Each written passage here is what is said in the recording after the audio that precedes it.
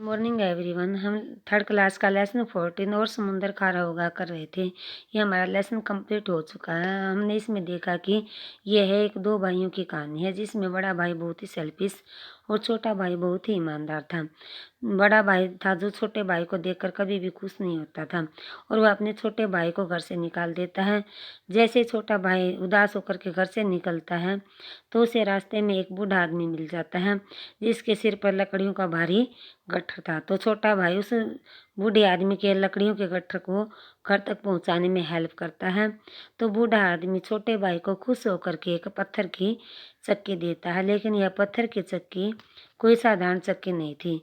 यह एक ऐसी चक्की थी जिसको अगर हम दाएं तरफ घुमाते तो कोई भी अपनी मनचाही चीज़ें मांग सकते थे। लेकिन जैसे ही बड़े भाई को छोटे भाई के पास ऐसी चक्की होने के बारे में पता चलता है तो वह उससे जेलिस फील करता है और उसकी चक्की को चुराने की योजना बना लेता है। तो बड़ा भाई उसकी चक्की को चुराने में सफल हो जाता है। इसके बाद वह सोचता है कि यदि वह गांव में रहा तो किसी न किसी दिन लोगों को उसकी चक्की चुराने की बात का पता चल जाएगा। इसलिए वह गांव को छोड़कर जाने का निश्चय करता है। लेकिन जैसे वह गांव छोड़कर जाने लगता है और समुद्र के बीच में पहुंचता है तो वे खाना खाना स्टार्ट कर देते हैं। जैसे वह खाना खाना शुरू करते हैं तो पहली बाइट के साथ ही उन्हें पता चल जाता है कि खाने में नमक नहीं है। लेकिन फिर बड़ा भाई कहता है कि कोई बात नहीं, अब तो हमारे पास यह असाधारण चक्की है, हम इससे थोड़ा सा नमक मांग लेते हैं।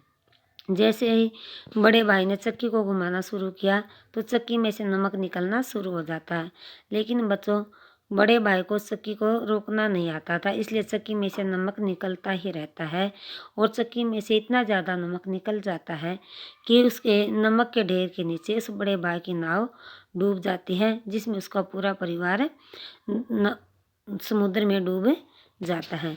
इसलिए इस कहानी से हमें बच्चों पर शिक्षा मिलती है कि हमें कभी भी लालच नहीं करना चाहिए। हमें हमारे पास जो जितना हमें उसी में खुश रहना चाहिए। हमें कभी भी दूसरे की चीज़ लेने का लालच नहीं करना चाहिए। बच्चों, यह हमारा यह लेसन कंप्लीट हो चुका है और हम इसके श्रुत लेख और शब्दार्थ पहले ही कर चुके हैं। आइए अब हम इसके करते हैं मौखिक प्रश्न। प्रश्न नंबर 1 है, छोटा भाई बड़े आदमी के घर बड़े भाई के घर क्यों गया? छोटा भाई बड़े भाई के घर अनाज मांगने गया था, जैसा कि हमने कहानी में पढ़ा था।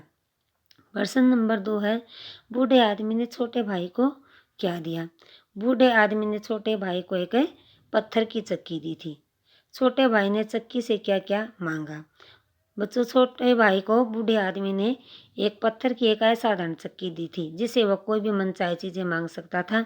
और छोटे भाई ने चक्की से चावल, मालपुए और तरह तरह की मिठाइयाँ मांगी।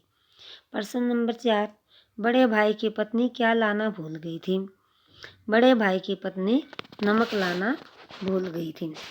आगे सही उत्तर के सामने ठीक का निशान लगाइए। छोटा भाई बड़े भाई के घर क्या मांगने गया?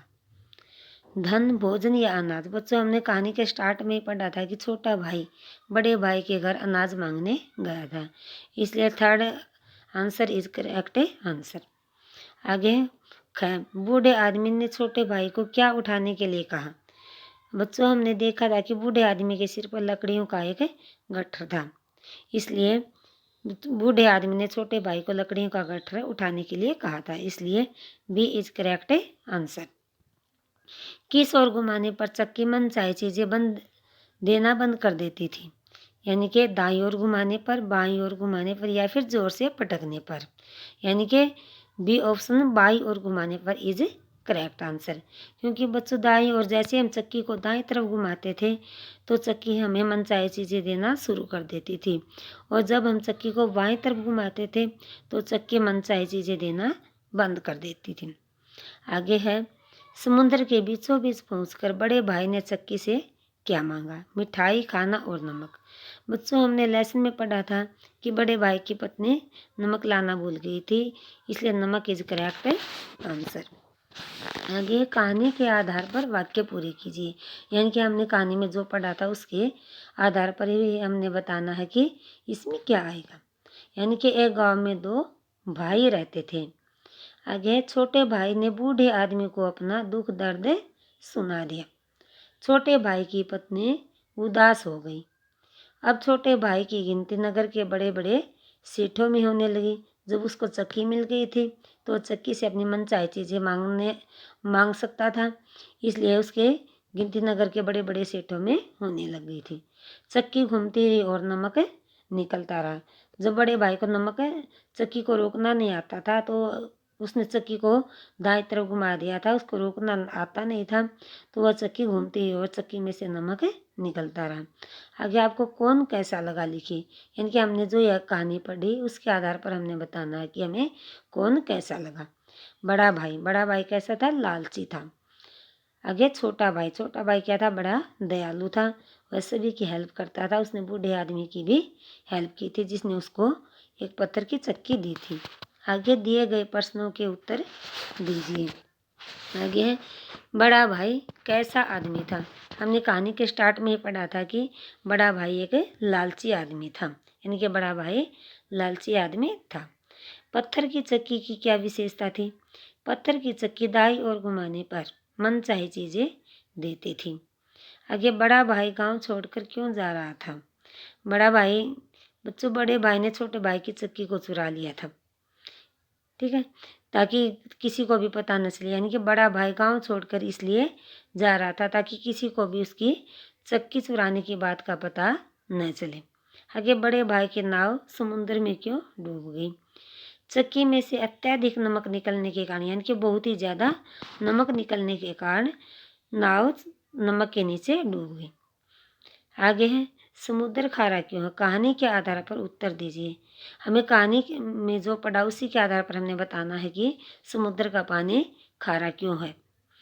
कहानी में बताया गया है कि चक्की में से आज भी नमक निकल रहा है जिसके कारण समुद्र का पानी खारा है। ओके बच्चों, हमारे यहाँ लेसन कंप्लीट हो चुका है। इसका जो बुक वर्क है आपने बुक में ही कंप्लीट करना है, बुक में ही नोट डाउन करना है, लेकिन जो क्वेश्चन आंसर हैं इनको आपने नोटबुक में नोट डाउन करना है और अपनी कॉपी को नीटली प्रिपेयर करना है। ओके बच्चों, हैव ए नाइस डे। मिलते हैं नेक्स्ट वीडियो में।